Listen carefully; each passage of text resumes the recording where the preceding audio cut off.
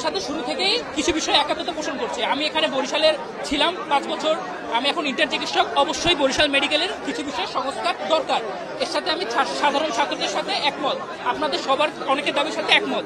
কিন্তু সম্প্রতি যেটা শুরু হয় সেটা হচ্ছে, ধরেন 10-20 জনের একটা গ্রুপ এসে হঠাৎ করে একজন চিকিৎসককে বলে আপনি কি করছেন, ভিডিও অন করছেন, আপনি এটা কেন করলেন, সবকিছু জবাবদিহিতা। আমি যদি আপনাকে ছোট্ট একটা উদাহরণ দিই, ধরেন যে একজন পেশেন্ট, সে তার খুব মুমূর্ষু অবস্থা, এখন একটা ইনজেকশন অ্যাড্রেনালিন বা অন্য কিছু ট্রাই করলে আমি চেষ্টা করতে পারি যে তাকে ফেরত পাঠানোর, কিন্তু ওই যে সাহসটা যখন আপনি তার সামনে 20টা ক্যামেরা ধরে রাখবেন, মাইক্রোফোন ধরে রাখবেন, কোনো কারণে পেশেন্টটা যদি কাম ব্যাক না করে, তখন তো সমস্ত দায়ভারও চিকিৎসককে নিতে হয়, হয়রানির মধ্যে চিকিৎসককে যাইতে হয়। এই যে একটা পরিবেশ, যে সবসময় একটা কিছু হলেই 20 জনের একটা দল আসা, আমাদের হসপিটাল থেকে যে পরিমাণ রোগী আউটডোর থেকে বা ইনডোর থেকে চিকিৎসা সেবা নিয়ে ফেরত যান, তাদের কিন্তু কোনোরূপ কথা বলা হয় না। কিন্তু যখন একজন মারা যায় অনাকাঙ্ক্ষিত কারণে, আমাদেরও মন খারাপ থাকে ডেথ সার্টিফিকেট লেখার সময়, তখন যে তিনি নিচে আসেন, তাকে 20-15 জন বলে যে কেন মারা গেল, চলেন আমরা ডাক্তারের সাথে কথা বলবো, তখন সেই ডাক্তারকে পুনরায় অনেকগুলো প্রশ্নের, অযাচিত প্রশ্নের সম্মুখীন হইতে হয়, যেটার কোনো প্রকার প্রয়োজন নাই। এখন এই যে পরিবেশ, আমরা চাই যে স্বাস্থ্য ব্যবস্থার সংস্কার হোক,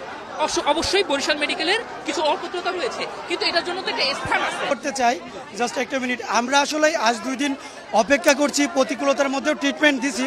একটু উল্লেখ করতে চাই, গত 2 দিনে আমাদের surgery 3, medicine unit 1, paediatric surgery 5-6 ইউনিটে মেয়ে কলিগরা ট্রিটমেন্ট দিচ্ছিল। এই মতো অবস্থায় আমাদের যেরকম একটা হার্ট ফেলারের পেশেন্ট ছিল, যে কোনো সময় মারা যেতে পারে, যখন ডেথটা ডিক্লেয়ার করে ডাক্তার ছিল সেখানে, যে তারা হস্তাহস্তি করে, তার উপর চড়া হয়, পরিস্থিতিটা পরবর্তীতে বিভিন্নভাবে সামাল দেওয়া হয়। এই অবস্থায় আমাদের মহিলা কলিগ সহ আমরা যারা আছি, আমরা নিরাপত্তাহীনতায় ভুগতেছি। আমরা গতকালকে 24 ঘন্টা আলটিমেটাম দিয়েছিলাম, যেটার মধ্যে যদি আমরা নিরাপত্তা পাই আমরা কর্মস্থলে যাব। কিন্তু দেখা যাচ্ছে গতকালও, এটা গত পরশুদিন দেওয়া, গতকালও এরকম ঘটনা ঘটেছে। এরপর আজকে আমরা পরিচালক মহোদয় কাছে যাই, তিনি আমাদের রিকোয়েস্ট করেন, আমরা মানবতার খাতিরে চেয়েছি যদি আজকে মানববন্ধনের পরে পরিস্থিতির একটু উন্নতি হয় আমরা ঢুকতে পারি, কিন্তু এখন দেখা যাচ্ছে বিভিন্ন জায়গায় বিচ্ছিন্ন ঘটনা ঘটতেছে। এই অবস্থায় আমরা আসলে ইভিনিং থেকেও ডিউটিতে জয়েন করতে পারবো কিনা এটা আমাদের মধ্যে সন্দেহ, কারণ তাদেরও যেমন লাইফ, একটা ডক্টরের লাইফ, একটা মেয়ে, তারা সফিস্টিকেটেড ফ্যামিলি হোক, হোয়াট এভার, যে কোনো ফ্যামিলি থেকেই তো আসছে। সো এটাই আমাদের কথা, যদি নিরাপত্তা পাই আমরা অবশ্যই বরিশালবাসীকে সেবা দেবো, কর্মস্থলে ঢুকবো। আদারওয়াইজ আসলে তো নিরাপত্তা না দিয়ে আমরা ইভিনিং থেকে জয়েন করতে পারি না। যে আমরা আজকে সকাল থেকে 11টা পর্যন্ত ধর্মঘটে ছিলাম, পরিচালক মহোদয় আমাদেরকে রিকোয়েস্ট করছে, আমরা স্যারের কথা শুনেছি, তবে স্যারকে এটা বলেছি, স্যার ইভিনিং পর্যন্ত যদি আমরা পরিস্থিতির উন্নতি দেখি তাহলে অবশ্যই স্যার, আপনি যেহেতু মানবতার কথা বলেছেন, আমরা ওখানে জয়েন করব। আর যদি অবস্থা চলতে থাকে আসলে তো আমরা এটা পারবো না, এটা আমরা সর্বশেষ জানিয়েছি। প্রথমত আমরা আগেও বলেছি, আমরা এই সংস্কারের সাথে অবশ্যই একমত, কারণ বরিশালবাসী ভালো ট্রিটমেন্ট পাক, আমরা দিই, এটা দরকার।